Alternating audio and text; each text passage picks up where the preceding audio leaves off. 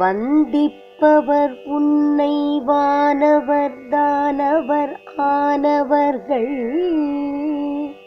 சிந்திப்பவர் நற்றிசை முகர் நாரணர் சிந்தையுள்ளே வந்திப்பவர் அழியா பரமானந்தர் பாரில் உன்னை சந்திப்பவர்க்கு எளிதா